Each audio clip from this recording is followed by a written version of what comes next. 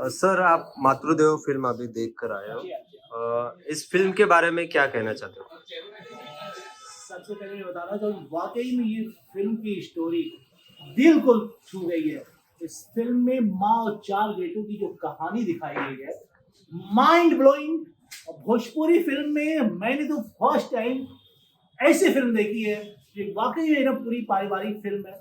और मैं ये कहना चाहता हूँ कि जो अभी भोजपुरी का जो दौर चल रहा है इस टाइम, कि टोटल दर्शक गायब हो चुके हैं पिक्चर हॉलों से। यहाँ तक मैं कहता हूँ यूट्यूब पे लोग भोजपुरी फ़िल्म देखना नहीं पसंद कर रहे हैं।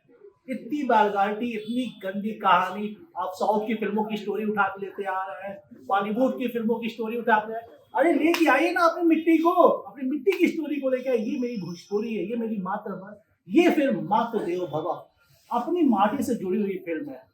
और जो एक नॉर्मल परिवार में एक कहानी ये होती है कि बाप किसी कारणवश एक्सपायर हो जाता, माँ कितना स्ट्रगल करती है, इस फ़िल्म में दिखाया है। तो मैं सारे दर्शकों से अपनी ऑडियंस से यही कहना चाह रहा हूँ, इस फ़िल्म को देखने ज़रूर पिक्चर हॉल तक आएँ।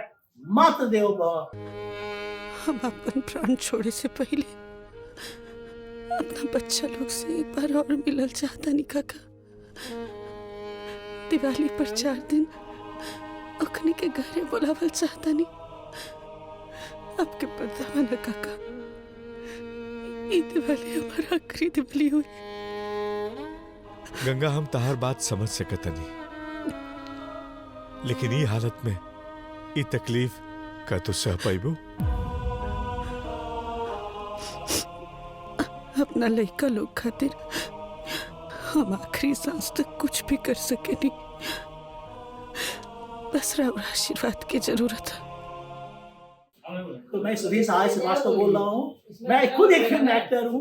मैं फिल्म में पिछले 12 साल से मैं फिल्म इंडस्ट्री में, मेरी बहुत सारी भोजपुरी फिल्में, हिंदी फिल्में, सीरियल है। लेकिन वाकई में एक एक्टर होने के नाते और ऐसी स्टोरी अगर वाकई में मुझे भी मिली, मैं फ्री ऑफ कॉस्ट काम करने के लिए तैयार हूँ ऐसी स्टोरी में।